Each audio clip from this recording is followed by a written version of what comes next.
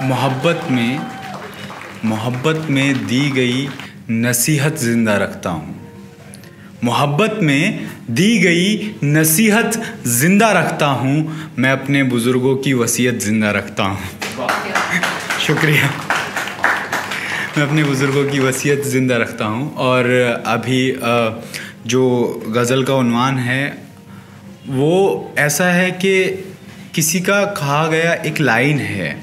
मतलब मुझे जिस लड़की से मोहब्बत हुई वो लड़की ऐसी लड़की थी कि होती है ना वो लड़कियां बहुत ज़्यादा इंडिपेंडेंट सी होती हैं, अगर उनकी ज़्यादा केयर कर लो तो ब्रेकअप कर लेती हैं, वो वाली लड़की थी। तो मतलब होता है ना वो मतलब सर हम गांव से निकले थे और गांव से निकल के शहर गए। शहर जाके पता लगा यूनिवर्सिटी में, अपन ऐसी यूनिवर्सिटी में गए 16 कंट्रीज़ के बच्चे पढ़ रहे हैं वहाँ पे।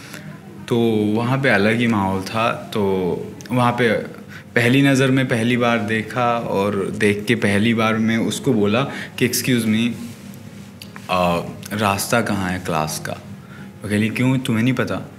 मैंने कहा नहीं पता था, तुम्हें देख के भूल गया।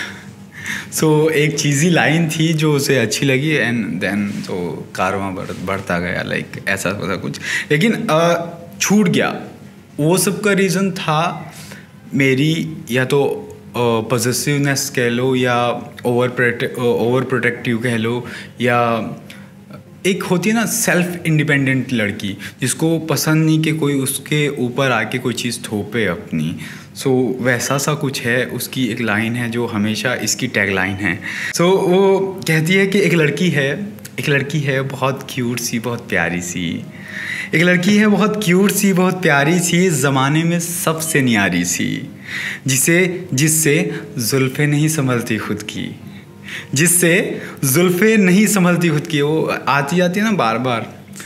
उस पर कहा भी है कि रुख से हटती हैं चेहरे से, कि रुख से हटती हैं तो शानों पे बिखर जाती है।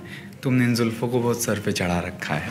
सो ऐसी सी एक लड़की है कि जिससे जुल्फ़ें नहीं संभलती खुद की, जिससे नखरा नहीं संभाला जाता, जिसको गलतियों को सही करना आता है मगर दूसरों की।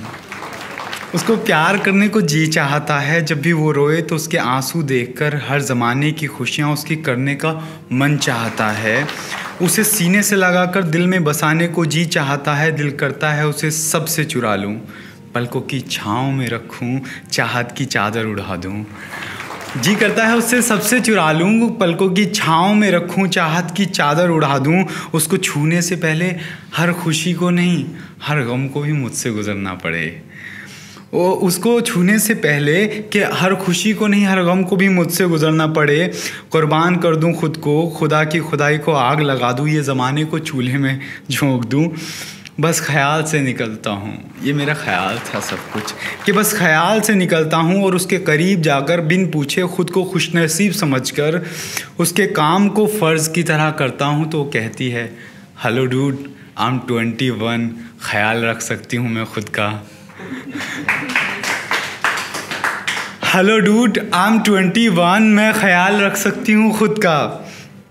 और अभी ना एक आशिक देखो कैसा होता है, इतना कहने के बाद भी उसे ना उसको समझाने के तरीके, उसको बहाने, उसको सब पता है। वो कहता है कि चलो माना तुम इंडिपेंडेंट हो, तुम्हें सब हैंडल करना आता है।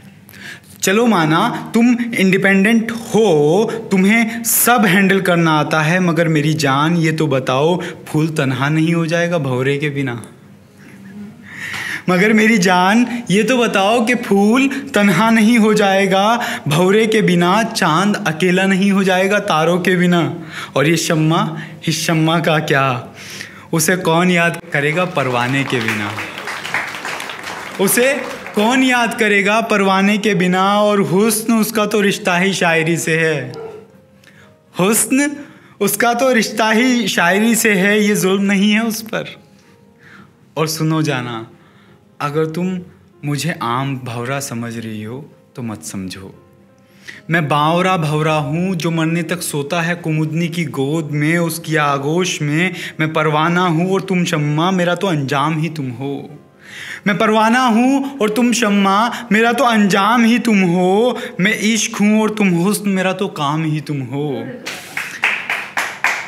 मैं इश्क हूँ और तुम हुस्न, मेरा तो काम ही तुम हो। मैं शायर हूँ और तुम हसीन सा ख्वाब, मेरा तो नाम ही तुम हो। मेरा तो नाम ही तुम हो। ये सुनती है बड़े गौर से मगर फिर भी कहती है, हेलो डूड, आई एम 21, बच्ची नहीं हूँ मैं, ख्याल रख सकती हूँ खुद का। Thank you so much.